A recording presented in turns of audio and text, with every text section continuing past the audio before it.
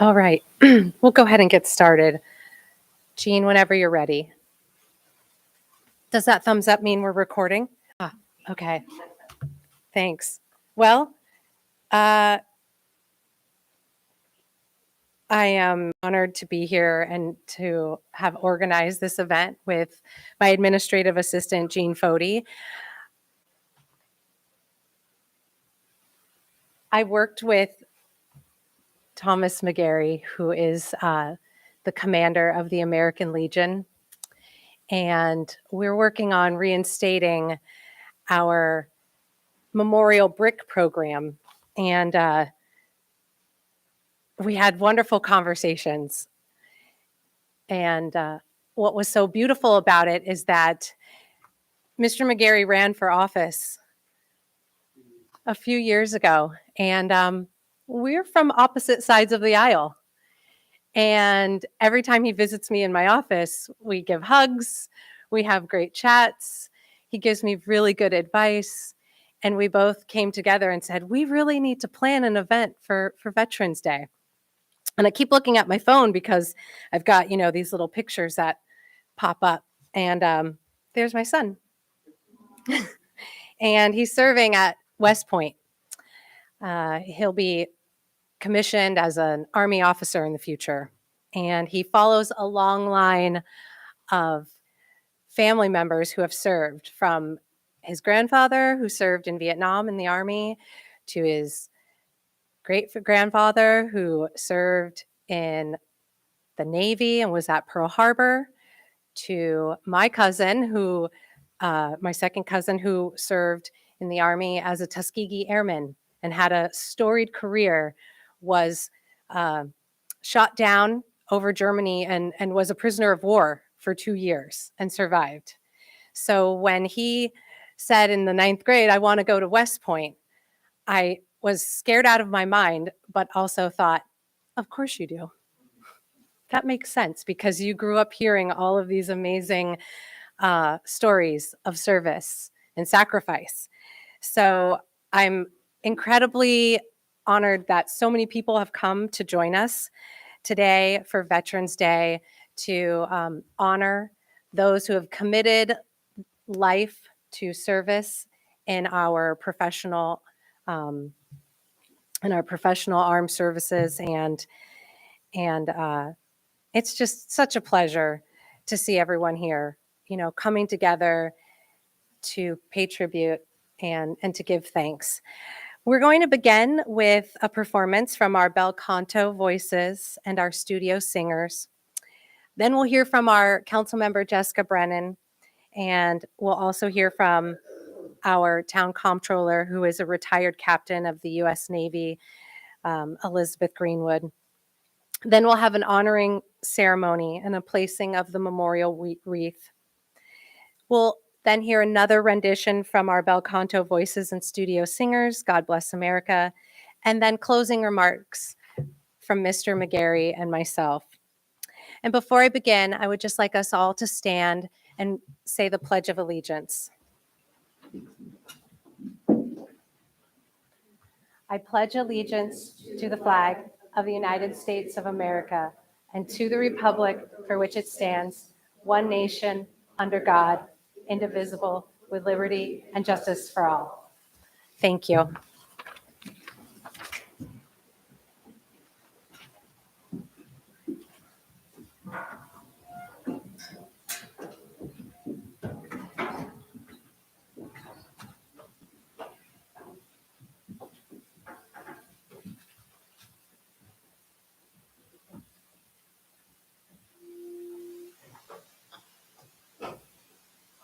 Oh, say, can you see by the dawn's early light what so proudly we hailed at the twilight's last gleaming, whose broad stripes and bright stars through the perilous fight o'er the ramparts we watched were so gallantly streaming, and the rockets' red glare, the bombs bursting in air, gave proof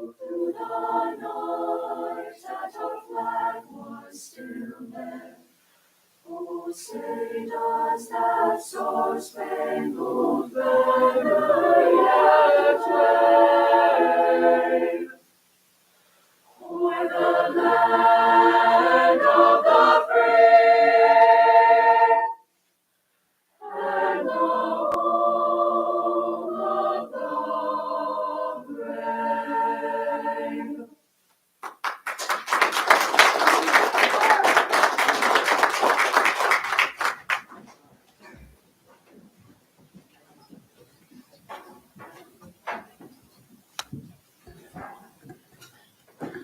Well, it's kind of not fair to have to follow that. That was amazing. Thank you, everyone. Well, it's an honor to be here today. Today is a very significant Veterans Day for me. 3 months ago to the day, my father passed away secondary to complications from Agent Orange in Vietnam. And Veterans Day was always very special to him, very special to me.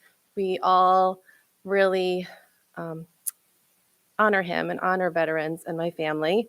And when I was thinking about my dad and different memories and Veterans Day, one memory I had was that my dad would always get a card from the VA hospital from a child on Veterans Day. And he would take that card and he'd put it on the fridge. And it would be on our fridge all year until the next year the card came. And I was thinking, that was so special to him to know that children were learning about veterans and about respect and about honor and about a call to service. And then I thought, it's not just a childhood memory, it's an adult memory, because as I clean his house out now, I'm having a hard time touching his fridge, but there's a letter from a child on his fridge right now that he was given at the VA hospital from last Veterans Day.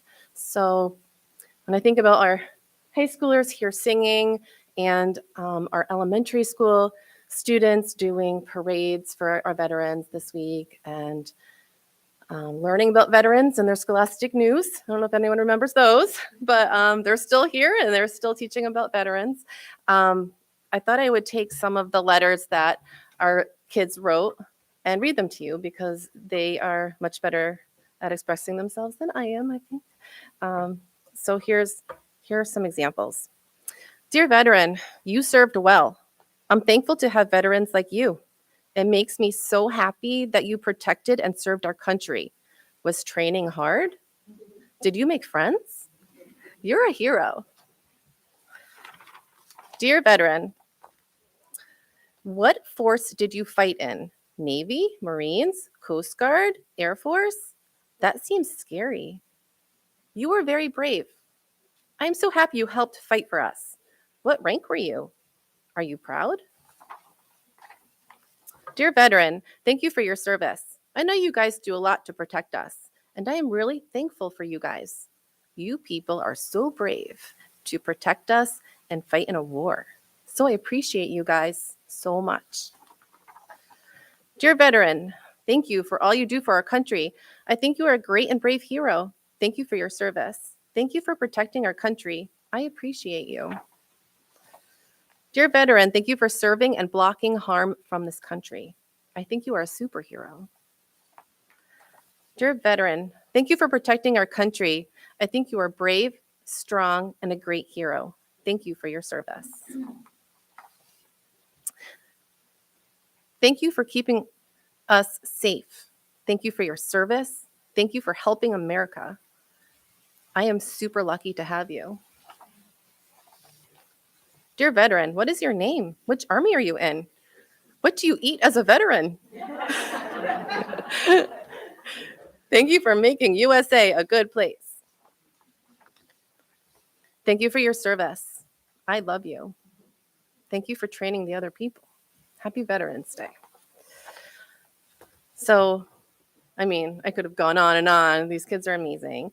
But one thing that really stood out to me was the theme of protection and safety, because that's what kids need, right? That's a basic fundamental need for their development, is to feel safe and secure, and that adults are keeping them safe. And then when you think about us, that's what we need to, right? We need to know there are people out there who are going to help us keep us safe and protect. So on behalf of the children and adults, thank you for your service. And thank you for the opportunity to talk today. It was one of the most special things I've ever gotten to do. So thank you.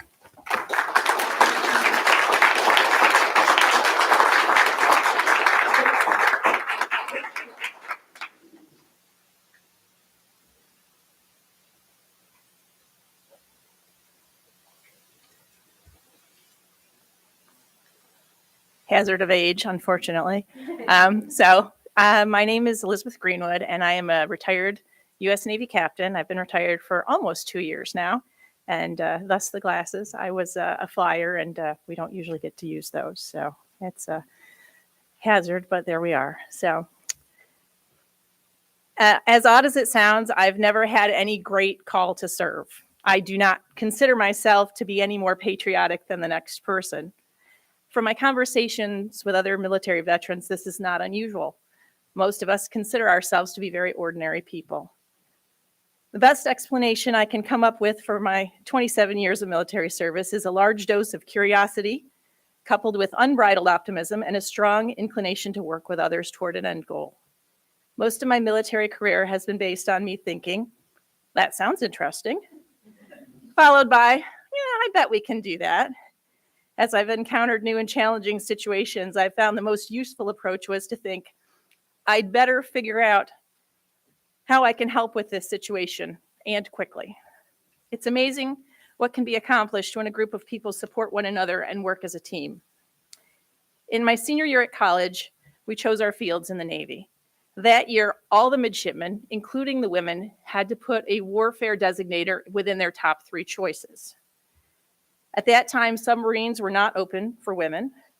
I was not particularly interested in driving ships. And that year, combat aviation opened to women. After nearly 2 years of flight school, I began flying as part of a combat aircrew in the mighty P-3 Orion, which is now completely retired, which makes me feel old. The maritime patrol aviation community had traditionally been submarine hunters accustomed to working alone. While I was part of that community, I saw some amazing changes. We became much more focused on integrated operations, not just with Big Navy, but with the other services as well. As we moved from blue water operations to inshore and even overland operations in support of various mission sets, we learned to work with coalitions of multinational services. Some days, the levels of coordination and cooperation were less than ideal, and that was just among the aircrew in the plane. There were often times when there was no manual for what we were attempting to do. We had to work together, figure out what needed to get done, and do it the best we could as a team. With a little initiative and a lot of patience, we all learned to coordinate and speak more or less the same language. We became a cohesive group and were able to accomplish some pretty incredible things. I saw that effective service depends on teamwork and cooperation. That lesson was underscored when I served on a provincial reconstruction team in host province, Afghanistan. Our unit was made up of active and reserve Navy personnel, active and reserve Army personnel, active duty Air Force personnel, a National Guard platoon from Massachusetts as our security force, civilians from the Department of State, USAID, USDA, and local Afghan personnel. We were quite a mixed bag. Yet this very disparate group of individuals was expected to work as a team and support our Afghan hosts as they worked to build institutions and learn how to serve their communities by providing good governance. One thing I've observed across these varied situations was that most people want to be helpful. Sometimes they aren't sure where to start. Sometimes they need to have obstacles removed from their path. It takes a coordinated effort to determine what needs to be done and teamwork to do it. Another thing I saw was that amazing things could be accomplished when no one cared who got the credit. Some of the best teams I've worked with were quick to pass credit for accomplishments to all their partners and hold accountability for their errors to themselves. That type of supportive environment encourages people to take the initiative and get things done. They have the backing they need to take a risk, to do hard things, and to succeed. Growing up, my mother always admonished us to be polite and helpful. That is service at its core. In each place we find ourselves, whether in an aircraft, a foreign country, or in our everyday life, we have the opportunity to work with the people around us. If we all hold that as a guiding principle as we walk through life, we will live a life of service. That's what service really is, working together to accomplish far more than any individual could hope to.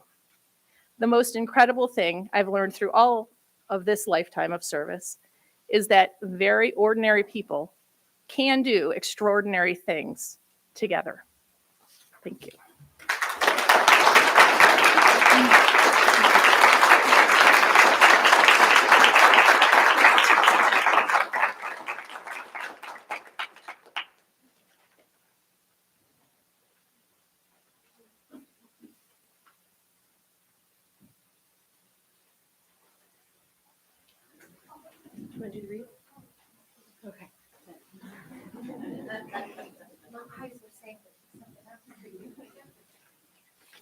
Yes, I'm Tom McGarry.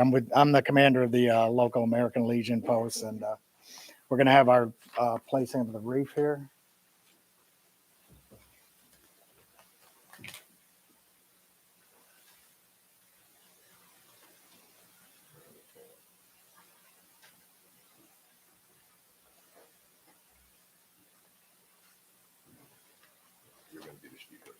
Yeah. Oh, yeah.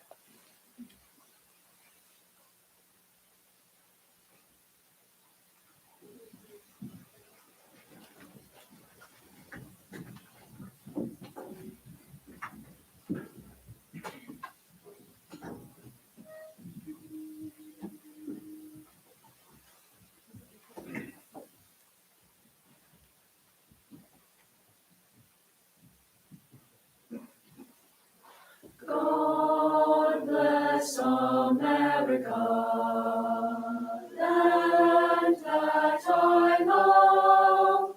Stand beside her and guide her through the night with the light from above. From the mountains to the prairie, to the ocean white with gold. God bless America, my home sweet home. God bless America,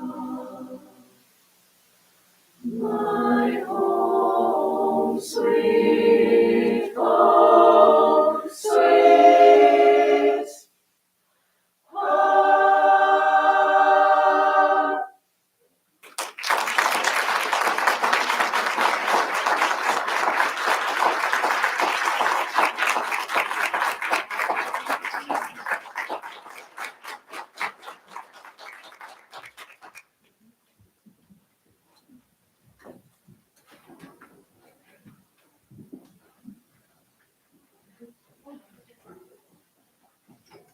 Hey, teammate. Hello.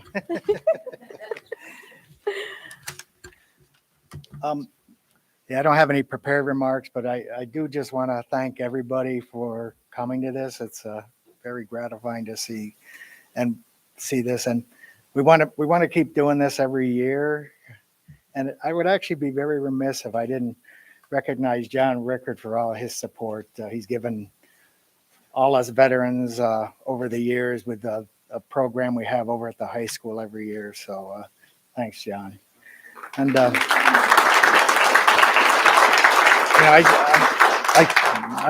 just thinking of my father, who he's been deceased for many years, but he was a World War II veteran. And I think back to before World War II started, he was actually a machinist working in I think he would have been exempt from the draft and everything because he was working in some kind of a war industry thing. And, he decided to serve, join the Army Air Corps in 1942, I believe.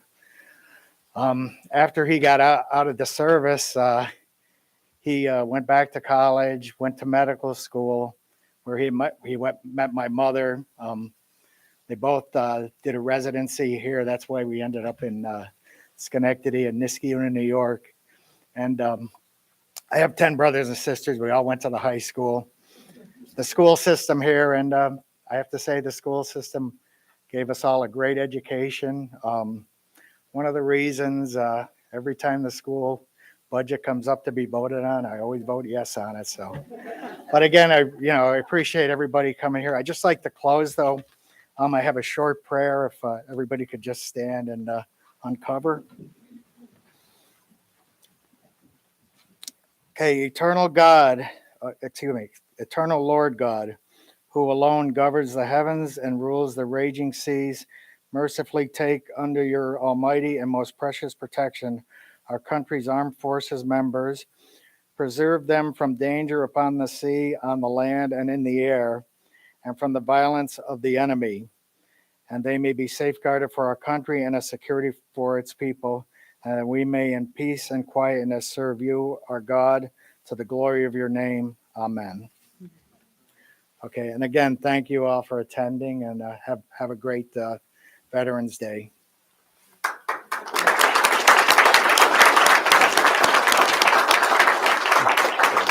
What do I have? Oh, I got something out there.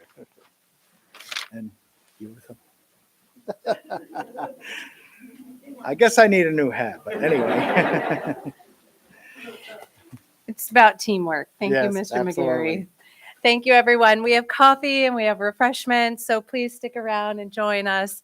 Thank you to our beautiful singers in Niskayuna High School.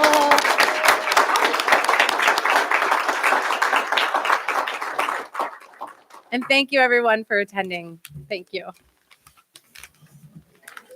You're the best. Sometimes it's better off speaking off the